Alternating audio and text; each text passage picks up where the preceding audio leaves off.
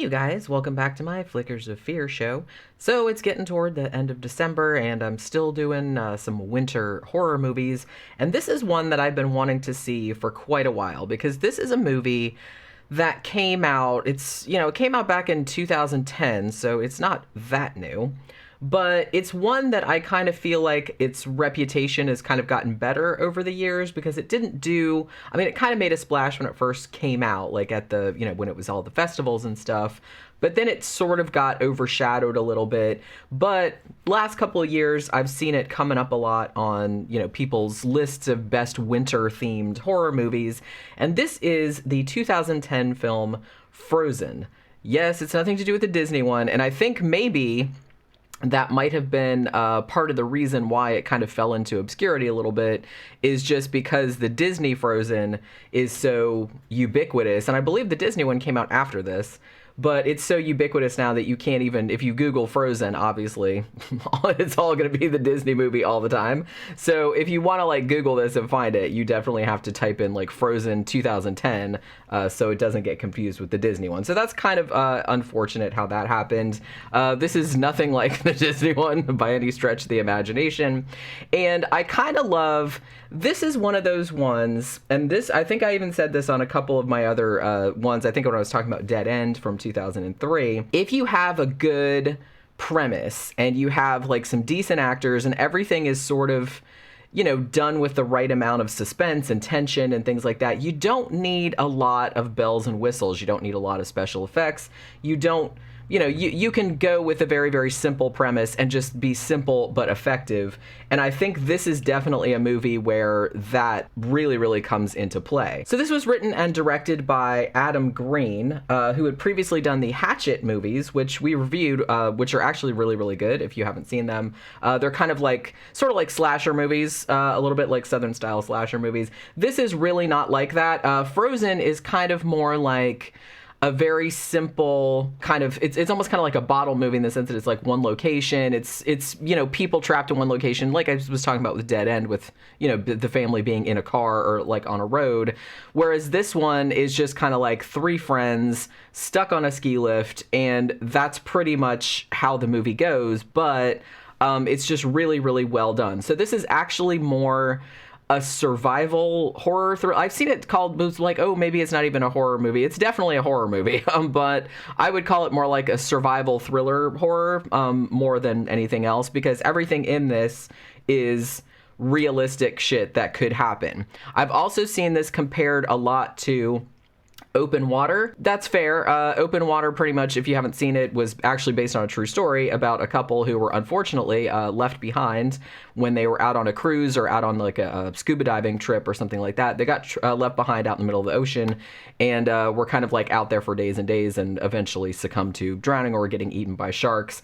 And it was a pretty horrible, this is a pretty horrible story. So they did make a movie about it. And this definitely has that type of vibe to it, even though obviously it's a different environment. They're not in the ocean. They're, on this lonely mountain in a snowstorm, trapped up on this ski lift. But it's kind of the same premise where it's all the tension kind of comes from you're not really sure what's going to happen next, and, them turning against each other and doing things like that. So as I said, this was done by Adam Green. Now, one of the things that makes this movie great is, as far as I could determine from all the research that I did about kind of the behind the scenes stuff, I do not think they used any CGI in this. They actually shot it at a place I believe it was in Utah, and it was a ski lift or a ski resort that was not in use anymore, but they still had the lifts there. And so they go there and they shot this, in February and March. So it was freezing, freezing cold. They actually did sit the actors 50, 60 feet off the ground on a ski lift for hours and hours at a time.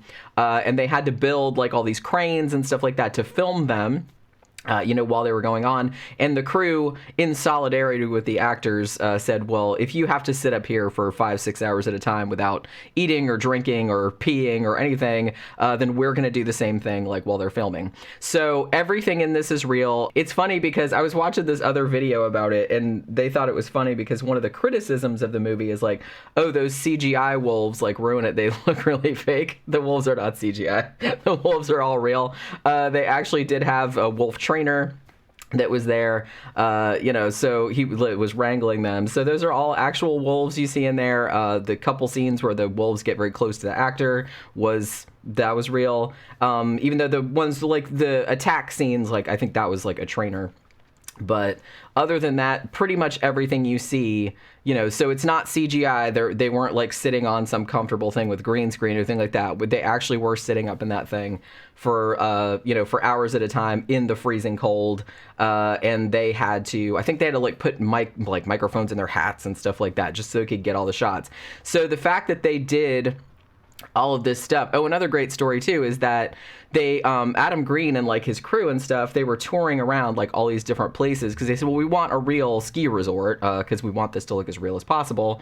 And they couldn't really find one that they liked, or they said, well, we want the ski lift to be like, it has to be high enough, so it seems like dangerous, like perilous, but, they couldn't really get what they wanted. But then they found this one in Utah that, like I said, was not really in use anymore. And then they found out that a guy, like, I don't remember when this was, but several years back, a guy had actually, like, got on the ski lifts and, like, shot himself, like, committed suicide at this particular ski resort.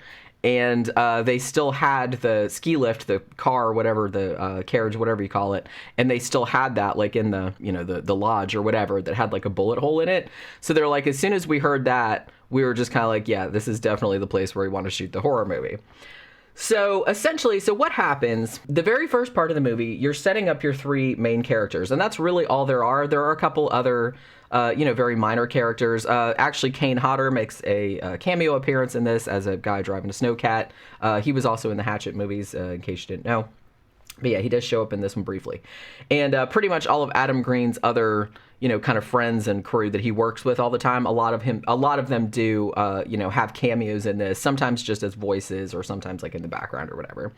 So there's these three friends. It's actually two childhood friends, like two guys. Their names are Dan and Joe.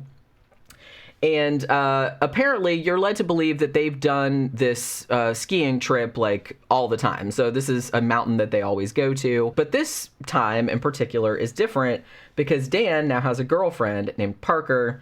And so there's kind of like some simmering resentment a little bit about, even though it doesn't really come out until later on, until shit starts to hit the fan, that Joe who is single, is kind of like, well, this was him and Dan's thing. This was like their friendship thing, and they've been doing it for years. They've known each other since they were kids.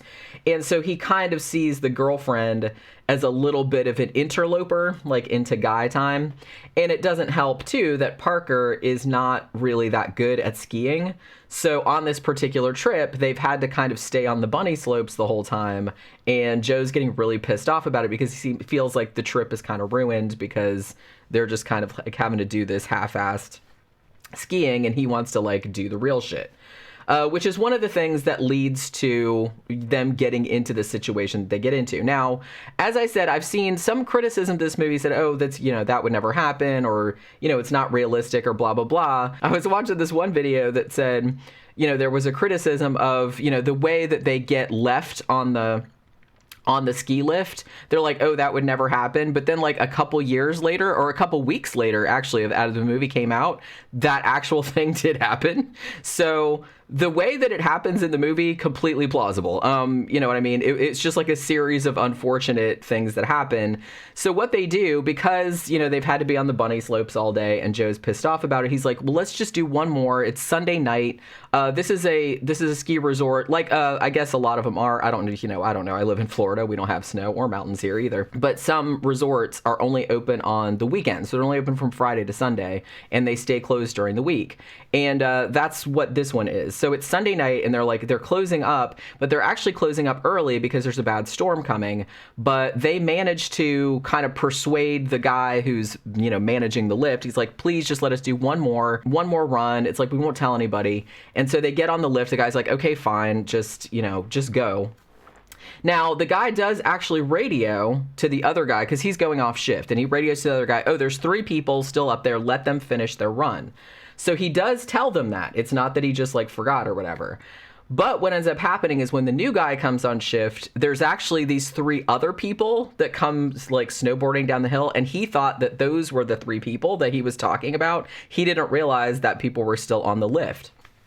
So that's how it ends up happening. Like I said, it's pretty fucking plausible, which is actually pretty terrifying. So essentially, they're like, well, it's Sunday night. No one's going to be back until Friday, when the lodge opens again. So these 3 people are still on the ski lift, and they're over. It's probably, I think it's 50 or 60 feet, to the ground. And they're stuck there. So all the power's out. Everybody's gone home. And they're in big fucking trouble. So that's pretty much how the rest of the movie goes, is just them trying to figure out how to survive, how they're going to get down from here without freezing to death or breaking their bones or anything like that, how to get down. So, like I said, it sounds like a very simple premise, but just the way it kind of ramps up, it kind of reminded me, I guess, because I just watched this movie, and then I kind of got back into watching that show that used to be on cable, I Shouldn't Be Alive.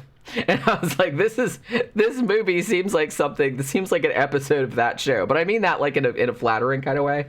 It is kind of like that because it's just kind of these 3 people, and like I said, they don't only have to contend with being high up, and they can't really jump down because it's too far. But they also have to contend with there's a blizzard, there's a snowstorm. They're freezing. They don't have any food. They don't have any water. They can't go to the bathroom, obviously. And it's going to be probably almost a week before somebody shows up. And obviously they're going to die before that happens. So fairly early on, Dan decides, well, I can make that jump. I can jump and, I'll go get help. Before it gets too late, because we're going to die if somebody doesn't do something. This doesn't really go very well. And honestly, I was reading when this movie first premiered at some of the horror movie festivals and stuff, that actually some people had really been freaking out at this or passing out and stuff. I know some of that is maybe hype and everything, but this did actually get a lot of word of mouth for being very intense. And it definitely is. It's not the most intense movie I've ever seen, but some of the stuff in here, I guess because it's so realistic and you could imagine being in that situation and how bad it would suck. So I could see how the tension ramping up. It is pretty intense, and it pretty much starts when Dan tries to jump down from the lift, and the scene of his spoiler alert, the scene of his legs breaking is pretty gnarly, I have to say. So he's down there, he can't move, his legs are basically just completely fucked, the bones are sticking out and everything, and it's really nasty. That's bad enough. Both his legs are broken, it's freezing cold, he can't move, but then there are some other things that happen that maybe you wouldn't even think about, because it wouldn't be the first thing you think about, and that would be wolves. So and him being in pain, not being able to move, and being covered with blood and stuff like that. That goes about as well as you'd expect. So as I said, sort of basically the rest of the movie is them trying to figure out how to get down, and just horrible shit happening to frostbite. Parker's hand freezes to the safety pole when she dozes off. It's just horrible shit happens. Joe tries to climb down on the cord that to the next, because I guess on the ski lifts they have poles, and the poles have ladders on them, obviously, so people can get up and down to maintain the lift. And so he wants to kind of take the cord back to the zip line, whatever the hell you call it, the line back to a couple cars back so he can climb down. But obviously those lines are not, the cables rather are sharp, so they cut through his gloves, and it's now his hands are all fucked up and he can't really do it anymore. So it's all these kind of things that sort of conspire to, and obviously they're getting tired and dehydrated and freezing cold, and it's just not a good situation all around. And then they start turning on one another. it's your fault that we're here. If you hadn't made us be on the bunny slopes all day, we would have had a good run and we would have gone home and all this other kind of shit.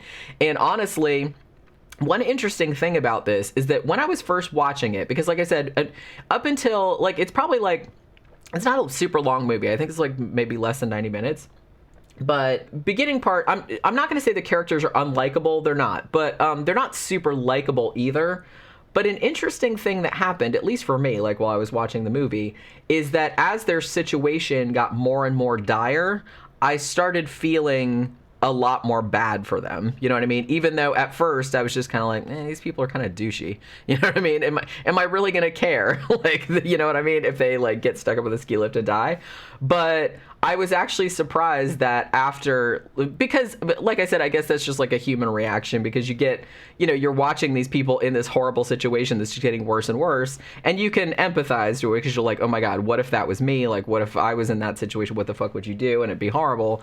And I think another thing that helped too was when they started kind of opening up to one another. And one scene in particular where Parker was talking about how she had just got a puppy like for Christmas a month or two before, and she's like, what, the puppy's in my apartment, like and I'm the only one that has keys, and the puppy's gonna think that I left him, and he's not going to understand that I died. He's not going to understand what happened to me, and he's going to starve to death. And I was just kind of like, because, anything with animals, I'm going to get like way more upset about that than I am about people. So that like really bummed me out, because I'm like, oh my God, like I can't even imagine, like that poor little dog. I felt like worse for the dog for a second.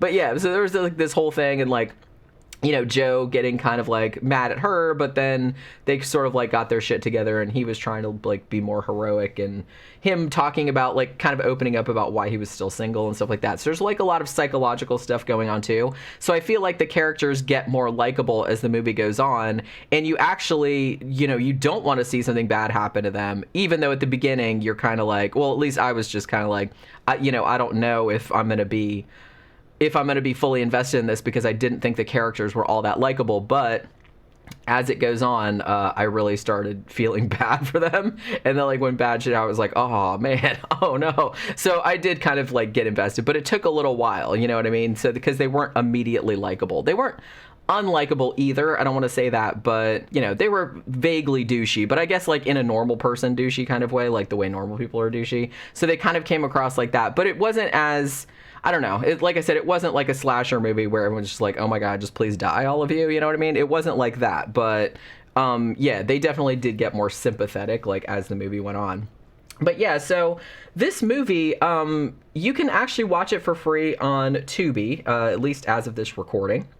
In December of 2021, and it's totally worth watching, especially if you like survival horror or anything winter themed. This is something that could conceivably happen and has happened, so there's that whole thing. And it's just, it's kind of a man versus nature type thing, but it's so simple, the premise of it. And it's just, like I said, it just goes to show that you don't need to have all this elaborate brouhaha to make a simple, effective horror film. And like I said, some of the shit that happens is like the dude's legs breaking, and it's just so nasty. Like, and honestly, I couldn't even...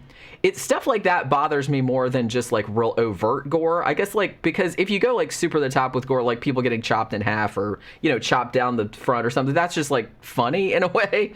But when it's something that's realistic, like somebody jumping down from a great height and their legs like busting, that's like really hard to watch. And I think a lot of people find that really hard to watch, because like I said, it's realistic. I mean, and you could imagine that happening to you, like with that horrible sound and all this other stuff, and then you're laying there going, well, fuck me, like now my legs are like this, and then all these wolves are like, ooh, dinner, you know what I mean? So it's kind of like, oh, it's like this really shitty situation. And then you're like, oh, well, if that does happen, I'm gonna freeze to death. I'm just gonna be sitting up here a fucking popsicle, after a week. And it's just like it's just a horrifying idea.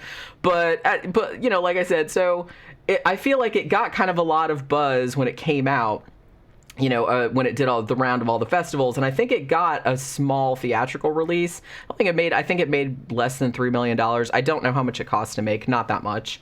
Because like I said, all the effects are practical. As far as I know, there's not any CGI in this at all.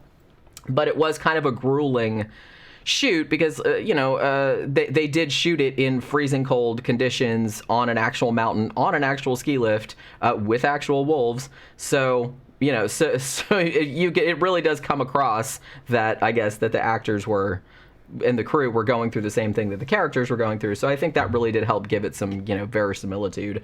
But yeah, if you're really into winter horror movies, if you really like survival type stuff, like I said, if you like open water, this is a similar kind of vibe, I guess, even though it's a completely different environment, but it's a similar kind of thing going on. So if you liked that, then definitely check this one out, because I feel like it's a little bit underrated. Like I said, if you're going to search for it, they have it on Tubi, but search Frozen 2010, because otherwise you're just going to get pages and pages of Disney stuff with Olaf and all that. So just keep that in mind. But yeah, definitely check it out on Tubi, or if you've seen it, let me know if you liked it. If you didn't like it, let's talk about it in the comments. And that will do it for this Flickers of Fear. I will see you guys on the next one. Bye.